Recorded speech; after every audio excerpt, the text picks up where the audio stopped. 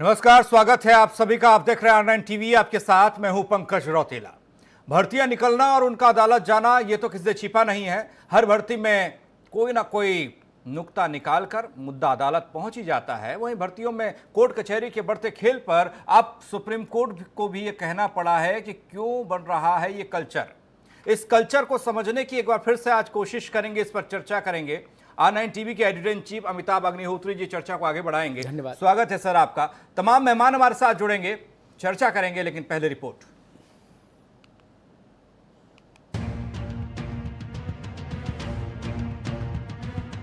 नौकरी और नियुक्तियों का सवाल एक ऐसा अनसुलझा सवाल है कि अदालतें भी इस उलझन में उलझ कर रह गई हैं। इसी कड़ी में देश की सबसे बड़ी अदालत को भी टिप्पणी करनी पड़ गई। कोर्ट ने कहा कि तमाम भर्तियों में आंसर की को चैलेंज करना देश भर में एक कल्चर सा बन गया है। दरअसल 69,000 सहायक शिक्षक भर्ती के आंसर की पर इलाहाबाद हाई कोर्ट की बेंच ने जो फैसला दिया था उसे सुप्रीम कोर्ट में चुनौती दी गई, जिस पर रोक लगाने से भी सुप्रीम कोर्ट ने साफ इनकार कर दिया। इसके बाद सरकार कह रही है कि ये तमाचा है तमाशा करने वालों को। सर्वोच्च न्यायालय ने जिस प्रकार से 69,000 छात्रों की भर्ती के विषय में अपना जो आदेश दिया है वह ऐसे लोगों के मुंह पर करारा तमाचा है जो योगी आदित्यनाथ जी की सरकार को बदनाम करने की कोशिश कर रहे हैं।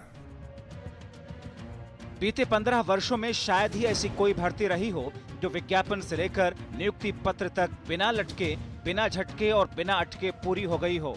और अब ऐसा हो रहा है इस 69,000 सहायक शिक्षक भर्ती के साथ। इस भर्ती में अब 69 पेंच फंसे हैं।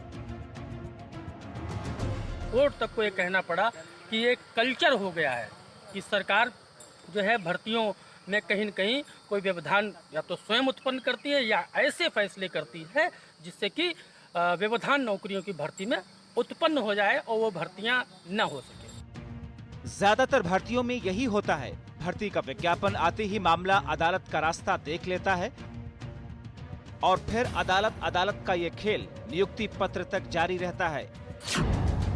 आलम यह है कि साल 2020 में भी साल 2002 से लेकर 2008 और 2010 तक की भर्तियां भंवर में पड़ी हैं। 3 दशक से कांग्रेस पार्टी सत्ता में नहीं है, चाहे वो समाजवादी पार्टी सरकार रही हो, भारतीय जनता पार्टी की सरकार रही हो या समाजवादी की रही हो, बीएसपी की रही हो। लगातार नौकरियों के नाम पर जिस तरीके से बंदरबाट देखने को मिली, मजबूरन आदमी को न्यायालय की शरण में जाना पड़ता। बहरहाल कभी नौकरशाहों की नीतियां और नियम तो कभी इन अभ्यर्थियों का खुद का अखाड़ा। भर्तियों का आलम यह है कि ज्यादातर अदालत के आंगन में खड़ी दिखाई देती हैं। अब सुप्रीम कोर्ट की कड़ी टिप्पणी के बाद सवाल यह है कि आखिर कोर्ट जाने से कैसे बचे भर्ती। Bureau report R9 TV, Uttar Pradesh, Uttarakhand.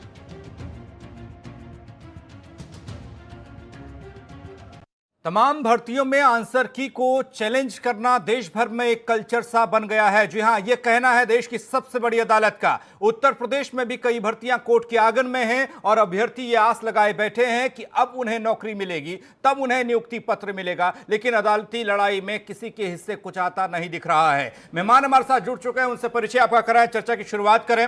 Vijendra Singh, प्रवक्ता कांग्रेस, हमारे साथ है। डॉक्टर अनुराग भदौरिया जी, प्रवक्ता समाजवादी पार्टी।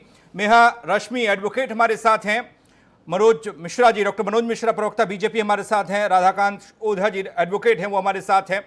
चर्चा की शुरुआत अमिताभ जी से करते हैं। अमिताभ जी, आप जिस तरीके से 2020 चल रहा है, लेकिन आज भी 2002, 2008, 2010 की भर्तियां लटकी पड़ी हैं। ऐसे में प्रदेश में नौकरी और नियुक्तियों का सवाल है और लगता है कि अब अदालतें भी उलझ कर रह गई हैं। सवाल यह है कि भर्तियों को अदालत जाने से रोका कैसे जाए। देखिए, अदालतें उलझ के कम रह गई जी। हाथी के पांव में सबका पांव। आज जो एपेक्स कोर्ट है भारत का, सर्वोच्च न्यायालय है, उसने जो टिप्पणी की ना, वो मूलतः ये बताती है कि न्यायपालिका आजिज आ गई ये भर्ती से जुड़े मामलात को सुनते सुनते। इसीलिए उन्होंने कहा एक कल्चर बन गया है।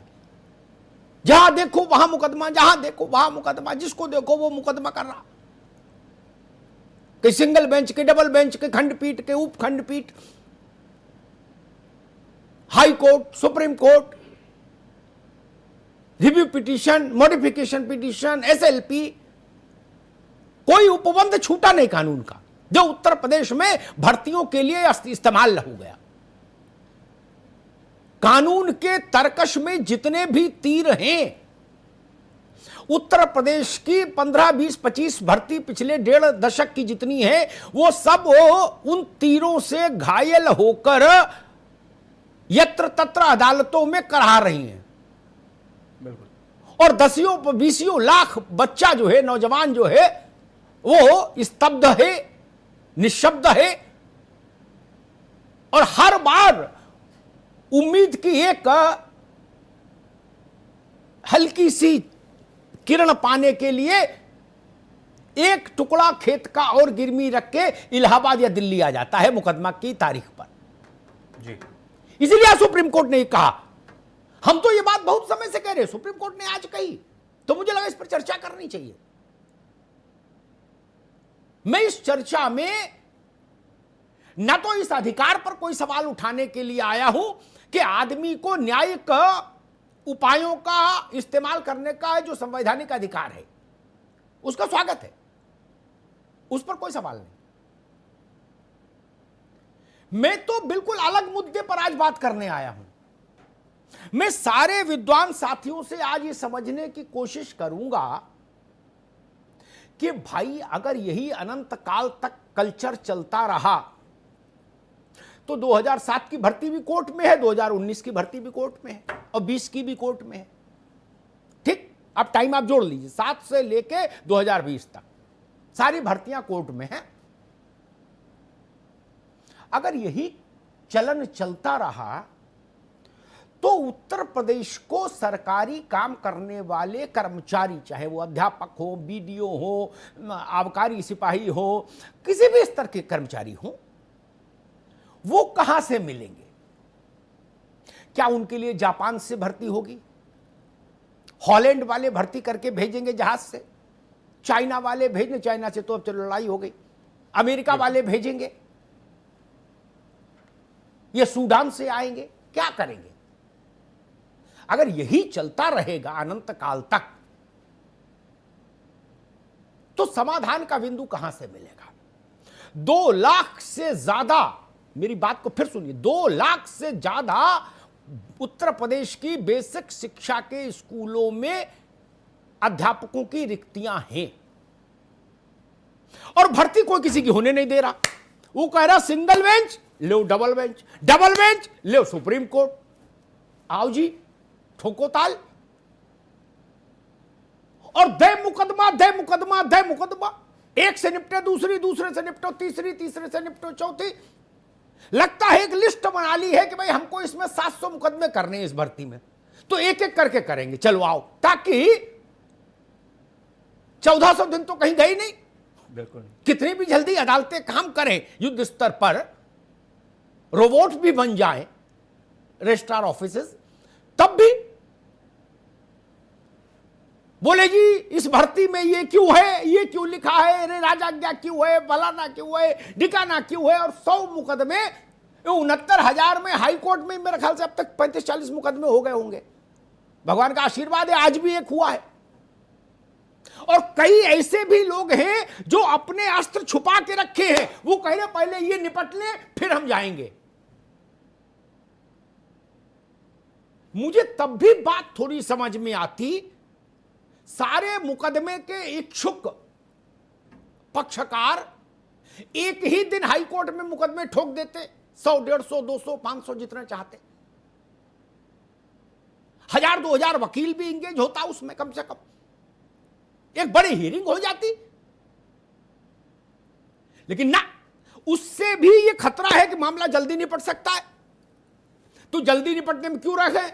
एक बार जाएंगे कि ये फला आरक्षण के नियम का पालन नहीं हुआ, दूसरी बार जाएंगे फला उस दूसरे आरक्षण का, तीसरी बार तीसरे का, चौथी बार चौथे का, 5वीं बार क्षैतिज आरक्षण होगा कि हॉरिजेंटल होगा कि वर्टिकल होगा। सारे आरक्षण के मुद्दे भी एक बार में नहीं जाएंगे अदालत में। तो मैं तो भाई गांव देहात का आदमी, मैं सिर्फ आज ये राय जानने आया हूं कि क्या कोई ऐसा तरीका हम लोग खोज सकते हैं कि उत्तर प्रदेश सरकार का काम भी चलता रहे। पता है लोगों को, मेरे ख्याल से शायद पता होना चाहिए, उत्तर प्रदेश सरकार का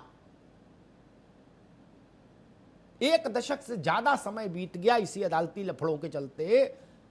अधिकांश कर्मचारी संविदा पर आ चुका है।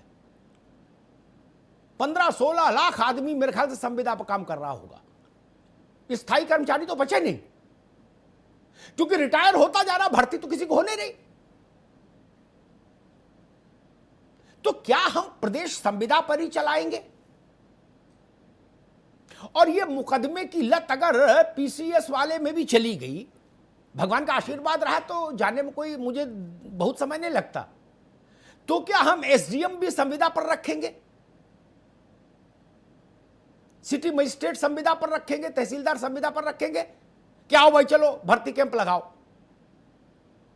10-10 हजार रुपया सबको महीने में देंगे, एसडीएम बन जाओ, और 11 महीने की तनख्वाह देंगे, उसके बाद रिन्यू करेंगे। फिर ऐसे शासन चलाएंगे? ऐसे शासन चलाएंगे? मास्टर संविदा पर, प्रिंसिपल संविदा पर, बाबू संविदा पर, चपरासी संविदा पर, टेक्नीशियन संविदा पर, कंप्यूटर ऑपरेटर संविदा पर। मेरी भविष्यवाणी लिख लीजिए, यही कल्चर रहा तो मनोज मिश्रा और अनुराग भदौरिया, इसी उत्तर प्रदेश में हम लोग देखेंगे पुलिस भी संविदा पर आ जाएगी।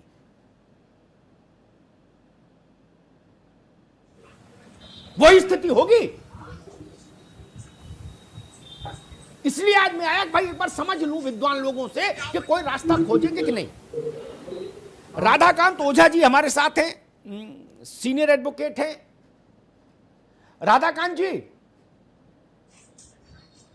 अदालत जाने का सबका अधिकार है, अदालत में अपनी अपने दांव पे चलने का सबका अधिकार है।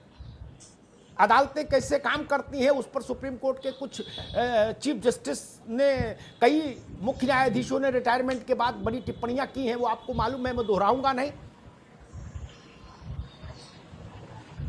तो क्या हम उस अंधी सुरंग में प्रवेश कर गए हैं जहां पढ़िए और पढ़ने के बाद मुकदमा लड़िए और रिटायरमेंट की एज को प्राप्त कर जाइए और वानप्रस्थ पर चले जाइए?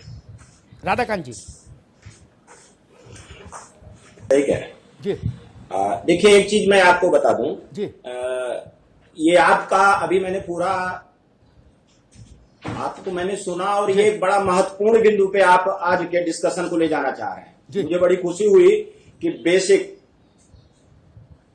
बेसिक इशू पे आज डिस्कशन होगा कि क्या उत्तर प्रदेश में उत्तर प्रदेश में रेगुलर एम्प्लॉय होना चाहिए कि कॉन्ट्रैक्ट पे, या ऐसे एडहॉकिज्म चलेगा।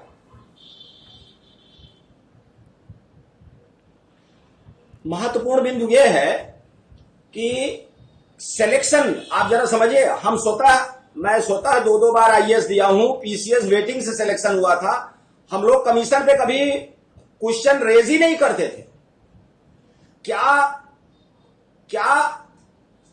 क्या हमारी जो संस्थाएं हैं जो चुनाव करा रही, जो ये सिलेक्शन कर रही हैं, वो जिम्मेदारी निभा रही हैं?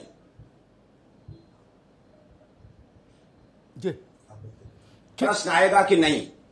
सरकार की नीयत ठीक है, सरकार चाह रही है। जो मैंने देखा, आपके मुख्यमंत्री बार बार कह रहे हैं कि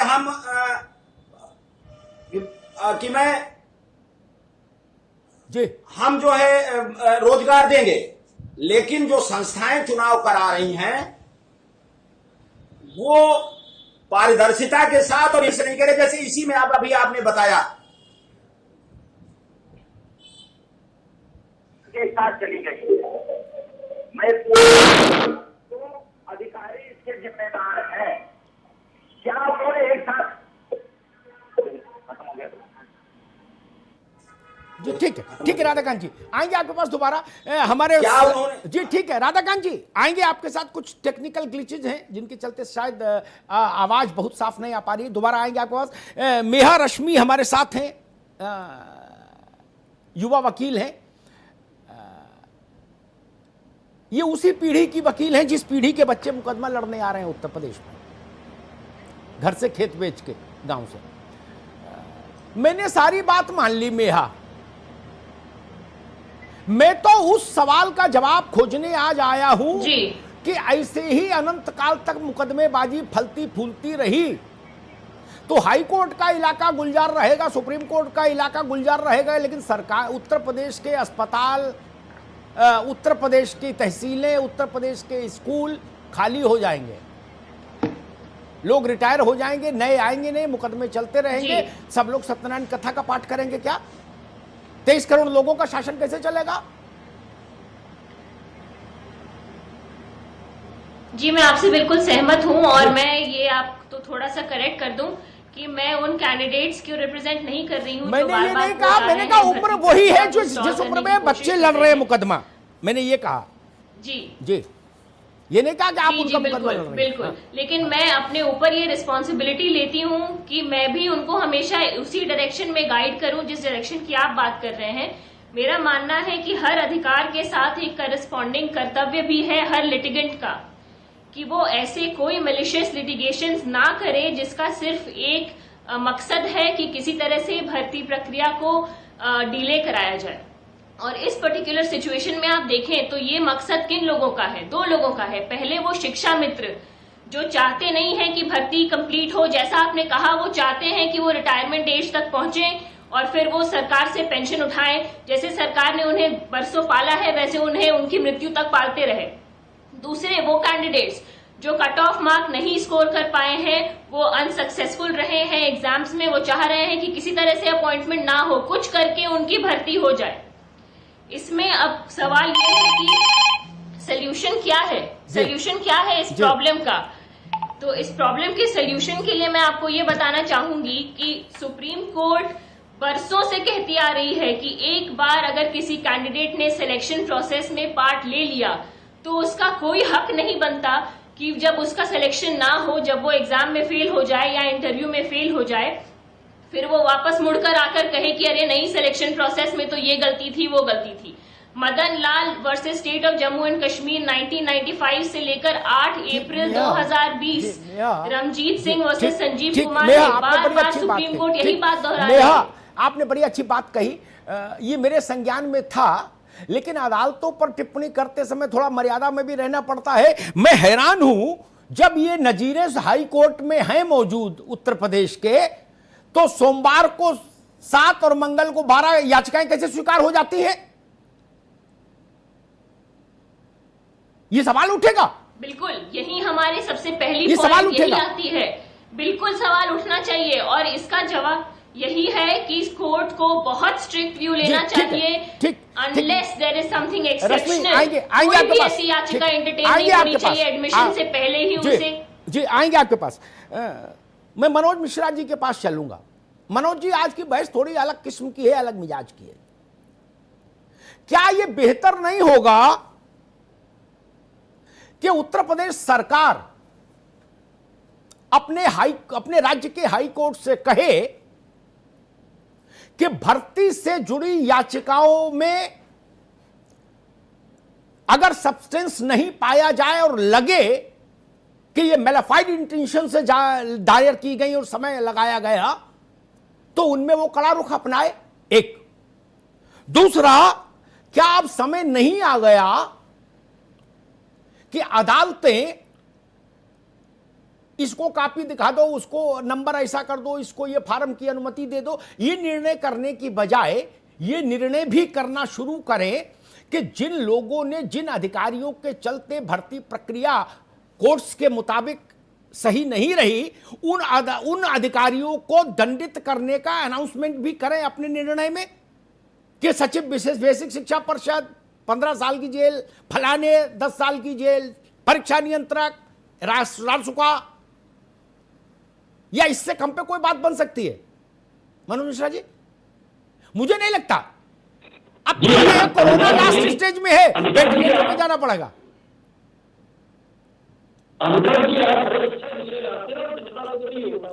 जी इसलिए आप बधाई की बात है, लेकिन हमें एक उदाहरण याद आ रहा है कि ये न्यायपालिका का दुरुपयोग करने जैसी बात को समझ में आ रही है। जैसे कि जब PIL शुरू हुई तो सोशल काज के लिए या जस्टिस के लिए अप्लाई करते थे, PIL करते थे। बाद में लोग राजनीतिक हितों के लिए करने लगे और अपने विरोधियों को निपटाने के लिए करने लगे। तो कई बार माननीय न्यायालय ने, सर्वोच्च न्यायालय ने, उच्च न्यायालय ने PIL कर्ताओं को डांटा बहुत बार। और नहीं, डांटने का टाइम चला गया, डांटने का टाइम चला गया। अब तो 10 लाख रुपया का जुर्माना लगाने का टाइम आ गया भैया। अब डांट से कुछ नहीं होना। बिल्कुल सही कह रहे हैं आप। दूसरी बात, कोरोना के लास्ट स्टेज का मरीज मुलेठी खाने से ठीक होगा क्या? ठीक कह रहे हैं आप, ठीक कह रहे हैं। तो मतलब हम मेंटेलिटी की बात करते हैं। जी। ये भर्ती फसाऊ गैंग है और ये वो लोग इस भर्ती फसाऊ गैंग, मैंने पिछली बार भी आपसे डिबेट में कहा था कि बच्चे इतना पैसा कहाँ लाते हैं, इतने महंगे वकील कैसे करते हैं, ये विषय मेरे दिमाग भर में घूमता रहता है। लेकिन अगर मान लो खेत बेच के करते हैं, किसी कारण करते हैं, तो उनकी आप सोचिए कितनी बेचैनी है। मुझे तमाम 69,000 में से अभ्यर्थी मिले तो बेचैन है, परेशान है, डेढ़ साल से फंसे हुए। अब माननीय उच्च न्यायालय उसमें, उसके बाद सर्वोच्च न्यायालय में जो निर्णय आए वो सरकार के पक्ष में आए, यानी कि सरकार ने जो चीजें करी उसको कोर्ट ने, माननीय सर्वोच्च न्यायालय ने भी अप्रूव किया और उच्च न्यायालय ने भी अप्रूव किया डबल बेंच ने। इसके मतलब सरकार की मंशा साफ है और सरकार नौकरियां देना चाहती है। जी ठीक है। अब भर्ती फसाऊ बैंक क्या करता है कि ये पहले सीटें दिखती थी समाजवादी पार्टी सरकार में, तो उन्हें लगता है इतना बड़ा चंक हमारे हाथ से निकल गया। जी अनिल यादव जैसे लोग उनके लोक सेवा आयोग की, ठीक है। मनोज जी आएंगे आपके पास। मनोज भाई अभी रुकना होगा, बाकी मेहमानों को बहस में ले लूं, फिर आऊंगा आपके पास। अनुराग भदौरिया, मैं पार्टी के स्तर पर आज बहस कतई नहीं ले जाऊंगा, इसीलिए जब मामला अनिल यादव की ओर गया, वो समाजवादी पार्टी की ओर जाता, तब मैंने मनोज भाई को भी कहा कि छोड़ दो आज इस विषय को। आज केवल एक ही एजेंडा मेरा, ऐसे ही अदालतों में कुश्ती होती रही तो उत्तर प्रदेश कैसे चलेगा, स्कूल कैसे चलेगी, तहसील कैसे चलेगी, अस्पताल कैसे चलेंगे, सरकारी SDM का दफ्तर कैसे चलेगा, सिटी मजिस्ट्रेट का दफ्तर कैसे चलेगा, क्या हम लोग दरोगा, इंस्पेक्टर, सिटी मजिस्ट्रेट, SDM भी 2-4 सालों में संविदा पर रखेंगे? मैं इस बहस में नहीं जा रहा कि 2007 में कौन था, 12 में कौन था, आज कौन है उत्तर प्रदेश में। यह ट्रेंड कॉमन है, ये स्थिति मुझसे ज्यादा किसने देखी, इसलिए सब वही है। इसलिए पार्टी छोड़कर आज हम सिर्फ ये बात करें कि अगर इसका समाधान नहीं मिला तो क्या हम इसके लिए तैयार हैं कि सिटी मजिस्ट्रेट संविदा वाला होगा, CO सर्किल ऑफिसर पुलिस का संविदा का लड़का होगा और मास्टर और प्रिंसिपल भी संविदा का होगा, क्योंकि वही अदालत से बाहर है, बाकी तो सब अदालत में है। अनुराग जी देखिए, एक चीज़ तो अमिताभ जी आपको समझनी पड़ेगी, हम सभी को समझनी पड़ेगी कि जो सरकार होती है, सरकार की एक जिम्मेदारी होती है कि जो वैकेंसी आप निकालते हो तो उस वैकेंसी जो आपने निकाली है, जो उसके आपने मापदंड अपनाए हैं कि इतने मार्क्स होने चाहिए, इतनी सीट रिजर्व है, कट ऑफ लिस्ट ये है, वो एकदम ट्रांसपेरेंट होनी चाहिए। वो अगर ट्रांसपेरेंट होगी और उसको एक बार बता दिया जाए कि ये पैमाने हैं, ये मापदंड है, ये मार्क्स और ये कैटेगरी है और इस कैटेगरी में इतने मार्क्स आएंगे तो आपका सिलेक्शन होगा और इतनी सीटें ये रिजर्व को जा रही हैं, इतनी रिजर्व हैं, इतनी ये जो आपने कैटेगरी बनाई है। बट ये आपको बहुत ट्रांसपेरेंट पहले ही बता देना पड़ेगा जब आप उनके फॉर्म को एक्सेप्ट कर रहे हो, और जब आप फॉर्म की स्क्रूटनी कर रहे हो तो स्क्रूटनी प्रॉपर तरीके से कर लो, उसी हिसाब से करो जिस हिसाब से आपने वो मापदंड बनाए हैं। बट होता क्या है कई बार कि जो आपने एक रूपरेखा बनाई है उसके बाद आप सारे फॉर्म एक्सेप्ट कर लेते हो, फिर उसके बाद रिजल्ट निकालते हो तो पता चलता है कि वो जो रिजल्ट में कुछ गड़बड़ी आ गई कि अनरिजर्व वाला रिजर्व में चला गया, रिजर्व वाला अनरिजर्व में आ गया, जो त्रुटियां पाई जाती हैं। अभी जो त्रुटियां होती हैं, इससे एक मौका मिलता है किसको, किसी के साथ अन्याय अगर होता है तो अपने अन्याय के खिलाफ वो आवाज उठाता है। अब वो जो आवाज उठाता है, आपकी बात बिल्कुल सही है, जो अन्याय के खिलाफ आवाज उठा रहा है, तो अगर वो सही उठा रहा है तो उसके ऊपर कोई पेनल्टी वगैरह नहीं लगेगी कोर्ट में, या किसी तरह सरकार उसके ऊपर कोई एक्शन नहीं लेगी। जो अगर मापदंड के खिलाफ माने बेवजह अगर वो अपील कर रहा है या पीआईएल दाखिल कर रहा है तो उसके खिलाफ एक्शन होना चाहिए। लेकिन दिक्कत ये यहाँ पे ये हो रही है अमिताभ जी कि सरकार पहले ट्रांसपेरेंसी नहीं रखती है। सबसे पहले बोलती है कि हम जीरो टॉलरेंस और अनुराग अनुराग जी ठीक है, ठीक है, ठीक है अनुराग जी, ठीक एग्जाम के पहले रुको एक सेकंड, विजय भाई को बहस में ले लूं। आउट हो तो ठीक उसके है बाद अनुराग लोग जी, आप पे अनुराग भदौरिया एक मिनट रुको भाई, विजय भाई को बहस में ले लूं। अनुराग बाबू, मैं आज दूसरे मूड में था, आप लोग बहस को खींच के वहीं खूंटे से बांध देते हो। 2007 की भर्ती अदालतों में है, कौन था सरकार में? 8 की भर्ती अदालतों में है, 9 की भर्ती अदालतों में है, 20 तक की भर्ती अदालतों में है, सब रह लिए। हमने सारे दूल्हा देखे और सारी बारातें देखी, सब रह लिए सरकार में। अजीत सिंह को छोड़कर सभी मुख्यमंत्री रह लिए। उत्तर प्रदेश में कौन नहीं रह लिया? अमिताभ जी, मुलायम सिंह जी रह लिए, मायावती जी रह लिए, अखिलेश जी रह लिए, जो कौन आज बचा की है? सरकार है उसको तो पता ही नहीं चल रहा है कि हम एग्जाम ले किसका रहे हैं। ठीक है, उनको ठीक है, तो रुको रुको भाई, इसी मैं समझ गया वही गलत है। इसका क्या उपाय है बताइए? इसी कम से कम आप यूजी से कंसल्ट कर लीजिए ना कि उसका रिजल्ट कैसा होगा, उसकी आंसर शीट क्या होगी। तब तक मुकदमेबाजी को खाद पानी मिलता रहेगा। ठीक है अनुराग, काम चलेगा बताइए? रुकना होगा। विजय सिंह, 10 लाख रुपए दे के आप भर्ती करवाएंगे तो कोई तो कोर्ट जाएगा ही। विजय सिंह, मैं फिर उस बात को बता दूं जो बात अनुराग कह रहे हैं। जी सर, 2-2 लाख की भर्ती क्वैश कर हो गई अदालतों से। क्या 2 लाख सिपाही भर्ती हुए थे? मैं उन सब में जाना नहीं चाहता। क्या हुआ था, क्या परिस्थिति थी? एक ही हमाम है और उसमें हम सब खड़े हैं, ये क्यों नहीं मानते? हाँ, बिल्कुल भारतीय जनता पार्टी हमाम में खड़ी है। उसने जीरो टॉलरेंस की बात की थी, उसने बोला था अच्छा, आपने ये कहा था भ्रष्टाचार करेंगे। भ्रष्टाचार मुक्त सरकार है, जहां पे 5 लाख रुपए देके आप भर्ती करवा रहे हैं। अरे ठीक, यहाँ पे आप लगातार एक ही परिवार के 4 लोग भर्ती हो जा रहे हैं। एक मिनट रुको, राष्ट्रपति अरे भाई रुको अनुराग बाबू, 50-145 एक सेकंड अनुराग जी की आवाज अभी बंद करिए, विजय सिंह के पास बात करेंगे। विजय जी, क्या होना चाहिए उत्तर प्रदेश में? मेरा सवाल सिर्फ इतना है। जी सर, देखिए आपको साधुवाद है कि आपने इतना महत्वपूर्ण विषय पर चर्चा कराई। 2 बातें बहुत स्पष्ट समझ लीजिए। सरकार और संस्था दोनों की भावना अपवित्र हुई मायावती जी के अंतिम कार्यकाल से लेकर के और आज तक, और एक काकस बन गया भर्ती माफिया और भ्रष्ट प्रशासनिक अधिकारियों का। तो हमें एक तो काकस तोड़ना होगा, दूसरे भावना को पवित्र करना होगा। अभी आदरणीय ओझा जी कह रहे थे कि कोई सोच नहीं सकता था कि हम संघ लोक सेवा पर अंगुली उठाएंगे, कोई सोच नहीं सकता था कि हम भर्ती बोर्ड पर अंगुली उठाएंगे। लेकिन संस्थाएं अपवित्र हुई 2 कारणों से। जो सरकारें आई उन्होंने एक खास जात या वर्ग को नौकरी देनी चाहिए या पैसा लेना चाहा, क्योंकि भर्ती बोर्डों के चेयरमैन वही सरकार ही बनाती है। तो ये दोनों जब अपनी पवित्रता खो दिए तभी लोग न्यायालय की तरफ जा रहे हैं। ये बहुत ही दुर्भाग्यपूर्ण स्थिति है हमारे उत्तर प्रदेश के लिए। इसको रोकने का केवल एक तरीका है। जब आदित्यनाथ जी सरकार में आए तो एक भरोसा लोगों को बना था कि वो संत पुरुष हैं, शायद उस पवित्रता को बहाल करेंगे। लेकिन ना चाहते हुए भी मुझे कहना पड़ रहा है कि जो अंतिम भर्ती विवादित है उसमें भी सरकार की नीयत साफ नहीं थी। भर्ती घोषित हो गई, परीक्षा हो गई, उसके बाद कट ऑफ तय हुआ कि हम 45% पर लेंगे कि 60% पर लेंगे। तो हमें भर्ती बोर्ड की पवित्रता बहाल करनी पड़ेगी और खुद सरकार को पवित्र होना पड़ेगा। वैकेंसी निकाल रहे हैं 70,000, इसमें जो भी योग्य होगा वो आएगा। जी ओझा जी, आधे घंटे की बहस में कोई लब्बो-लुबाब नहीं निकला और इतनी जल्दी निकलना भी नहीं है। बीमारी छोटी तो है नहीं, कई सारे वेस्टेड इंटरेस्ट इसमें इन्वॉल्व्ड है।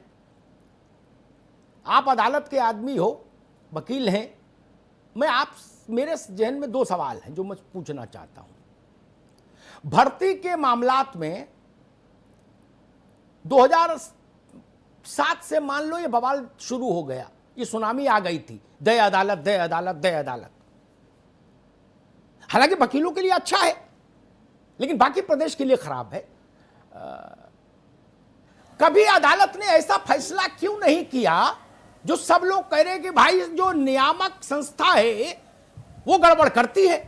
अदालत तो इस बात के लिए इंपावर्ड है, मेरे सवाल को गौर से सुन लीजिएगा, इंपावर्ड है कि वो कहे फला परीक्षा निरीक्षक के खिलाफ गैंगस्टर लगाओ, जेल भेजो, 48 घंटे के भीतर कंप्लायंस रिपोर्ट दाखिल करो, फला बाबू को, फला कलेक्टर को, फला इस फलाने को, परीक्षा आयोजक को जेल भेजो और 24 घंटे में आके कंप्लायंस रिपोर्ट चीफ सेक्रेटरी दाखिल करे। अगर ऐसा किया होता तो आज ये बीमारी नहीं होती। 2007 से अब तक तो 1700 फैसले हो चुके। आज तक मैंने नहीं सुना कि अदालत ने कहा हो, अदालत ये तो कह देती है कि फला आईएएस अधिकारी को पश्चिमी उत्तर प्रदेश में तैनात मत करो। अरे भाई क्यों, ये तो आप बता देते हो। संजय शरण और कौन थे अखिलेश जी के समय में, बोले जी इनको पश्चिमी उत्तर प्रदेश से बाहर फेंको, वो भी अप्रत्याशित फैसला था। लेकिन ये कभी नहीं कहते कि फलाने आयोग के चेयरमैन को जेल भेज दो और गैंगस्टर लगाओ। प्रक्रिया सीमित हो जाए, भय व्याप्त हो जाए, अधिकारियों को समझ में आ जाए कि सरकारें बचाना भी चाहे तो अदालतें बचने नहीं देंगी, जेल भेज देंगी। ऐसा क्यों नहीं करते? हेलो जी, आप जरा मैं आपको बता दूं जी, न्यायालय सदैव संस्थाओं का सम्मान करती है, लेकिन आप हरियाणा और महाराष्ट्र में देख लीजिए, चेयरमैन जेल गए थे। महाराष्ट्र और जापान में, हम तो उत्तर प्रदेश की बात कर रहे हैं ओझा जी। महाराष्ट्र की बात बाद में करेंगे, जब कभी करेंगे तो चर्चा करेंगे। मैं उत्तर प्रदेश में बता रहा हूं। जी हाँ, आज आप उत्तर प्रदेश में, आपको याद होगा कि इसी इलाहाबाद हाई कोर्ट ने अनिल यादव जो यूपी पब्लिक सर्विस कमीशन के चेयरमैन थे, उनके खिलाफ कहा गया। सीबीआई इंक्वायरी चल रही है, सरकार को जवाब देना चाहिए कि आज तक उनके खिलाफ कार्रवाई क्यों नहीं। इस पर मैं नहीं प्रश्न कर रहा हूं। देखिए, हाई कोर्ट की अपनी एक लिमिटेशन है, जिसके तहत सुप्रीम कोर्ट के तहत वो क्वेश्चन के मामले में एक्सपर्ट की ओपिनियन लेते हैं। मैं एक चीज कहना चाहता हूं कि सरकार या इसके जो अधिकारी हैं, एक्सपर्ट ओपिनियन या अगर प्रोविजन गलत पाया जाता है तो उनके खिलाफ सरकारें कार्रवाई क्यों नहीं करती आज तक? ठीक है, नहीं, मेरा सवाल ये नहीं था। ये सेकेंडरी बोर्ड में चले जाइए, ओझा जी, अभी एक मिनट नियामक में चले जाइए। ठीक है ओझा जी, पिछली बार मेरा सवाल ये नहीं है। आप मेरा निवेदन सुन लीजिए। मेरा सर, एक सेकंड सुन लो महाराज। आपका वकीलों का जो पक्ष है इस मामले में, वो तटस्थ पक्ष नहीं है, क्योंकि वो उनके प्रोफेशन का हिस्सा है। इसलिए मेरा सवाल सुनना बहुत जरूरी है इस वक्त। मेरा प्रश्न ये है, हम कह रहे हैं सरकारें नहीं मानी, पिछले 15 साल की सरकारों ने अदालतों की बात नहीं मानी। इनने तो कहा न्याय करो, नहीं हुआ, मान लो, हमने मान लिया। तो अदालतों ने पलटकर चीफ सेक्रेटरी को तलब क्यों नहीं कर लिया और कहा इनको 24 घंटे के लिए हिरासत में भेजो? अदालतें तो ऐसा करती हैं। टोपी लगा के अधिकारी ना आए तो अदालत कहती इसको 24 घंटे हिरासत में भेज दो, तब तो ना कहे। और इसमें कह दिया हमने तो सरकार को लिख दिया था कि भाई कार्रवाई करो, 25 साल हो गए, अब नहीं की तो हम क्या करें? ये कोई तर्क नहीं हुआ। इसी के पिछली वाली भर्ती में आपके नियामक के प्राधिकारी कोर्ट में 5-5 दिन खड़े थे, उनसे सारी बातें कही। जब वहां से आदेश होता तो पुनः गलत करते हैं। इनके खिलाफ कार्रवाई क्यों नहीं की जा रही सरकार के पास?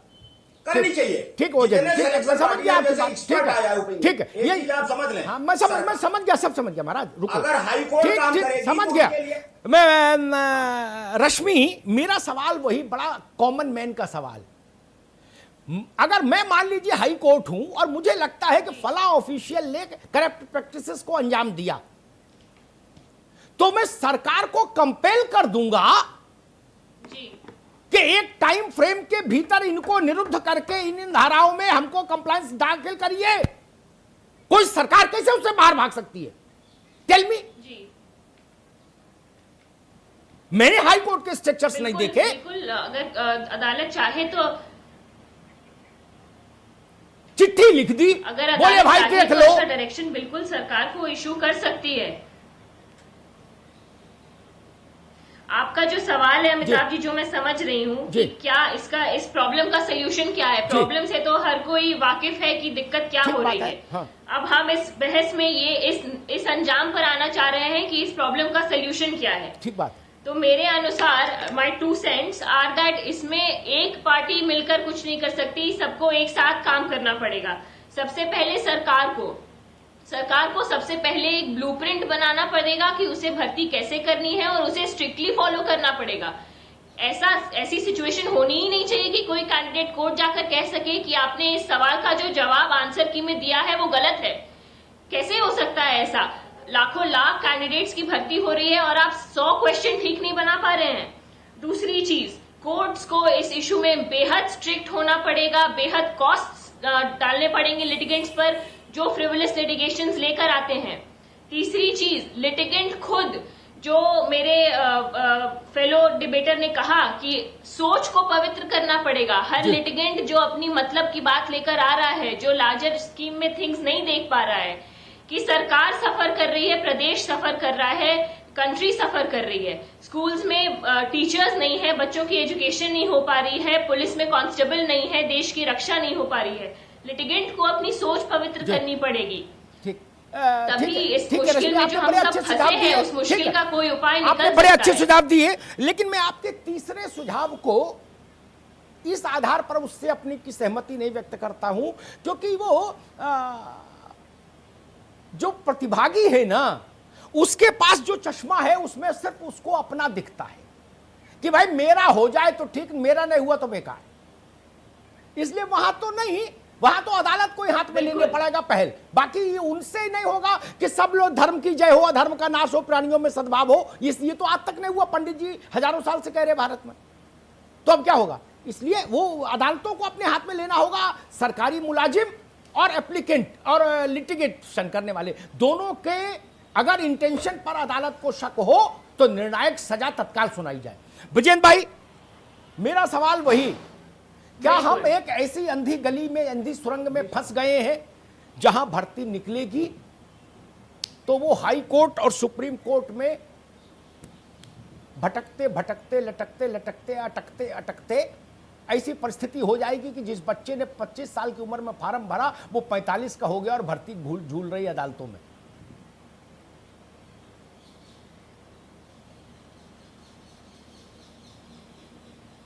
देखिए, सबसे बड़ी बात तो ये है आदरणीय अग्निहोत्री जी कि भर्ती बोर्ड के चेयरमैन या परीक्षा नियंत्रक को जिम्मेदार मानते हुए हमें जेल भेजना होगा, जो आप कह रहे हैं निश्चित तौर पर भेजना होगा। और जो पिटीशन लेके जा रहे हैं उनको भी अगर पिटीशन में दम नहीं है तो उन्हें दंडित करना होगा, क्योंकि हमसे, सरकार से और पॉलिटिकल पार्टियों से पवित्रता की आशा करना शायद अब व्यर्थ जैसा हो रहा है, क्योंकि 2007 से 3 सरकारें आ चुकी, लेकिन कोई पार्शियलिटी में कोई अंतर नहीं आया। 1%, 2% में नहीं जाना चाहता, मैं किसी पार्टी का नाम भी नहीं ले रहा हूं, लेकिन ये सारा सवाल हमारी ही पवित्रता का है। अब हम पवित्र नहीं हैं और हम मुख्यमंत्री हैं, तो अब जो काम हम नहीं कर पा रहे हैं, हालांकि न्यायिक सक्रियता लोकतंत्र के लिए घातक है, लेकिन और कोई विकल्प नहीं बचा है अब जो आप कह रहे हैं उसके अलावा कि हम भर्ती बोर्ड के चेयरमैनों को जेल भेजें, परीक्षा कंटिन्यू रहे। अनुराग भदौरिया, ठीक है, उनको जेल भेजिए। ठीक है विजेंद्र भाई,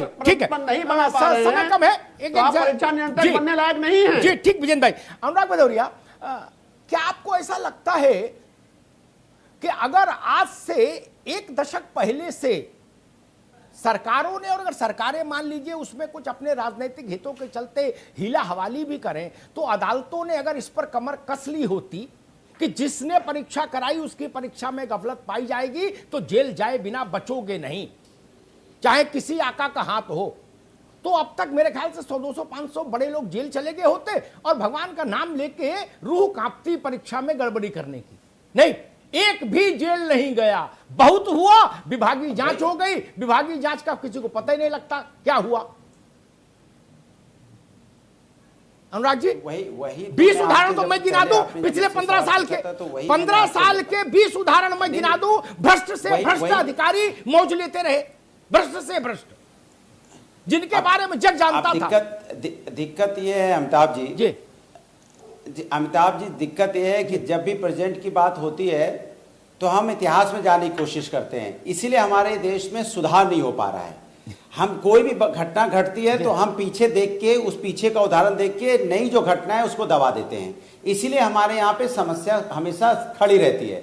अब देखिए जो घटना अभी घटी है, जो लास्ट भर्ती हुई है 69,000 की, अब इस पे अगर सब लोग, अगर सरकार इस पे ही मजबूती से एक्शन ले लेती कि भाई कौन वो अधिकारी हैं, कौन वो नेता हैं जिसमें उन्होंने इन्वॉल्व हैं, या कोर्ट उस पर संज्ञान ले ले भाई कौन नेता है, कौन अधिकारी है, ये नेक्सस कौन सा है, और उसको सरकार उजागर कर देती और उनको पकड़ के जेल में डाल देती टॉप लोगों को। भाई ऐसा तो हो नहीं सकता कि ये कोई छोटे लेवल के नेताओं से, छोटे लेवल के कार्यकर्ताओं से इतनी बड़ी चीज हो जाएगी कि भाई आप 5 लाख 10 लाख दे दोगे और हम आपको भर्ती दे देंगे, टेंडर भी दिला देंगे, सारा काम हो जाएगा और आपका नाम भी आ जाएगा और आपके राष्ट्रपति का नाम नहीं पता होगा और 150 में 145 आ जाएंगे। तो ऊपर से नीचे तक चली होगी ना बात ये। तो ऊपर से नीचे तक के लोगों को अगर आपने पकड़ लिया होता, पकड़ के उनको सजा दे दी होती, तो शायद ये जो आप कह रहे थे ना, ये प्रोसेस यहीं रुक जाता।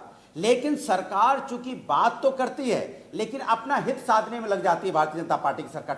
कहती है ना कि हम बात करेंगे, यहाँ भ्रष्टाचार नहीं होगा, हम भ्रष्टाचार मुक्त बनाएंगे, क्या कहते हैं, जीरो टॉलरेंस होगा। लेकिन जीरो टॉलरेंस होता तो आप तुरंत उजागर करते, जेल डाल देते। तो नहीं हुआ ऐसा ना। कैसे हो गई हिम्मत लोगों की, भाई एक एक परिवार के 3-3 4-4 लोग भर्ती हो गए और आपकी जो आंसर सीट है, उसका जो आंसर है जिसने बनाया उसको सजा दे देते कि भाई जो आपने इतने लाखों लोगों का एग्जाम हो रहा है, जो आपने आंसर सीट बनाई है उसमें अगर आंसर गलत है या कंफ्यूजन वाला है तो क्वेश्चन डाला क्यों आपने? अगर डाला तो आपको पहले इसकी एक कॉन्सेंस बना लेना चाहिए। इसका जवाब ये होगा। अनुराग, समय की कमी है, मैं मनोज मिश्रा के पास चलूंगा। लेकिन सरकार स्टॉप करना नहीं चाहती, करप्शन का बढ़ावा देना चाहती है। आपने अपनी बात अच्छे से रखी। अनुराग जी रुकना होगा, रुको भाई। मनोज जी, मेरा प्रश्न फिर वही, इस अंधी सुरंग से हम बाहर निकलेंगे या नहीं, या हम लोग इसको नियति मान के स्वीकार कर लें कि भाई यहां तो ऐसे ही चलेगा। जैसे ट्रक के पीछे लिखा होता है, गाजियाबाद से मुजफ्फरनगर की साइड जाओ तो लिखा होता है यूं तो ऐसे ही चलेगी, यूं तो ऐसे ही चलेगी। मान ले ये सुधार का कोई उम्मीद रखे। देखिए अमिताभ जी, उम्मीद पर दुनिया कायम। अच्छा, पहली चीज ये है। दूसरी महत्वपूर्ण बात बता रहे हैं कि भर्ती को कब से हमें लग रहा है पिछले 15 सालों से, 10 सालों से, 12 सालों से, 2007 से आप बता रहे हैं।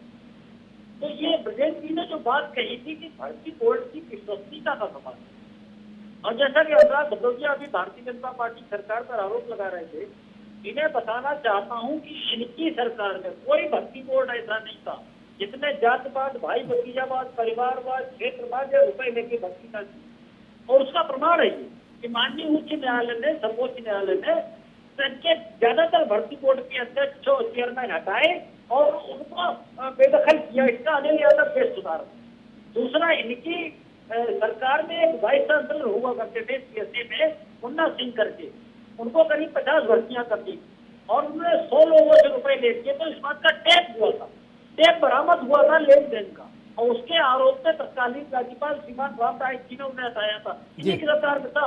चलो ठीक, अब क्या करना है मनोज जी, अब क्या होना चाहिए वो बताओ, अब क्या करना है? एक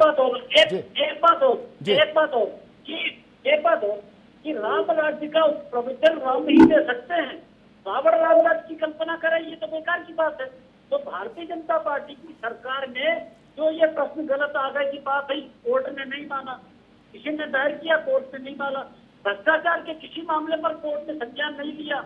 सच बात ये है कि ये भर्ती पसाऊ गैंग है जो करोड़ों लाखों रुपए कमाता रहा है भर्तियों में, और वो आदत है उसकी। कितनी बड़ी भर्तियां निकली जा रही है उसी सरकार में और हमें कुछ मिल नहीं रहा, 2 रुपया भी।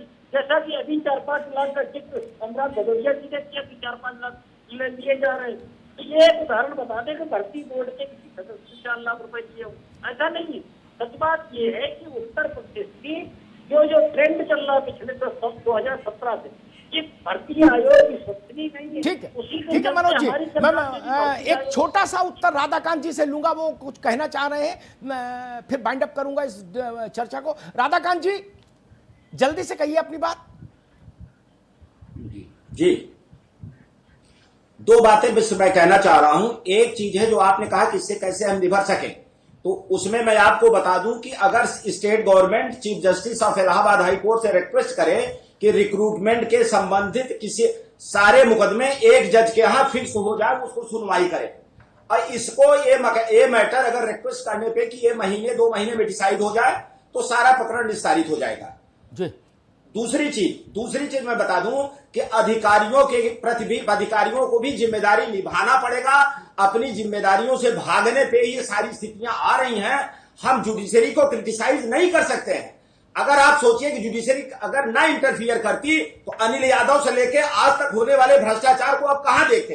एक पक्ष तो है ये, मैं मानता हूं इस बात को कि डिले हो रहा है, डिले नहीं होना चाहिए, इसका मैं पक्षधर भी हूं, लेकिन आप इस बात पे जरा ध्यान दीजिए कि अगर जुडिशियल इंटरफियरेंस ना हो तो ये भ्रष्टाचारी लोग लोगों को सिलेक्शन भी देते रहेंगे। इस पर भी आप विचार करें। ठीक है राधा गांधी, ठीक, वक्त थोड़ा कम है। एक मिनट मैं एक छोटी सी रश्मि से मिलूंगी। रश्मि, जांच अच्छी चीज है, लेकिन पूरी नौकरी की अवधि जांच ही चलती रहे।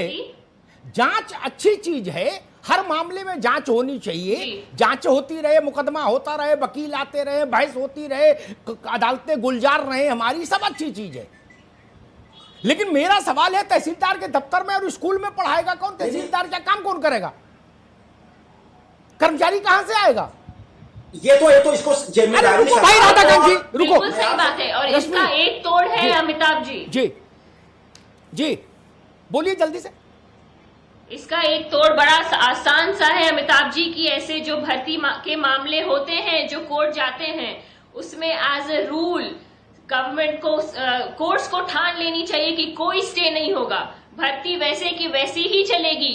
अगर भर्ती हो जाने दीजिए, बाद में अगर पता चलेगा कि कुछ गलत हुआ है तो उसे रेक्टिफाई कर दिया जाएगा। भर्ती किसी हाल में नहीं रुकनी चाहिए। अगर कोई कैंडिडेट गलत अपॉइंट हुआ है, बाद में आप उसका अपॉइंटमेंट कैंसिल करिए, करेक्ट कैंडिडेट को अपॉइंट करिए, लेकिन उस एक गलत अपॉइंटेड कैंडिडेट के लिए आपने 70,000 सीट्स खाली छोड़ी हुई हैं। हर दिन हर एक बच्चा उत्तर प्रदेश का सफर कर रहा है। जी ठीक है, मैं ठीक है, हम किसी संपादकीय भी टिप्पणी के लिए हालत में अमिताभ जी नहीं के पास चले, रोकनी चाहिए समय कोर्ट को। इजाजत आज नहीं की दे पा रहा, डेट रोक रहे हैं में- आपको। अमिताभ जी प्लीज। मैं 3 सुझाव दूंगा, बल्कि 4 सुझाव, और आज अदालत को बहुत विनम्रता से। बहुत बहुत शुक्रिया विजेंद्र सिंह जी, डॉक्टर अनुराग भदौरिया जी, मेहा रश्मि जी, डॉक्टर मनोज मिश्रा जी, राधाकांत ओझा जी, अमिताभ जी, बहुत बहुत शुक्रिया। उत्तर प्रदेश में भर्तियों का आलम ये कि कोर्ट कचहरी के चक्कर में तमाम अभ्यर्थी इंतजार में बैठे, और ऐसा लगता है कि बीमारी सब जानते हैं, बीमारी का इलाज भी जानते हैं, लेकिन इलाज कोई या तो करना नहीं चाहता या फिर कुछ और। इस खास कार्यक्रम में फिलहाल इतना ही। बाकी खबरों के लिए आप बने रहिए RN TV के साथ, सिर्फ खबर के लिए।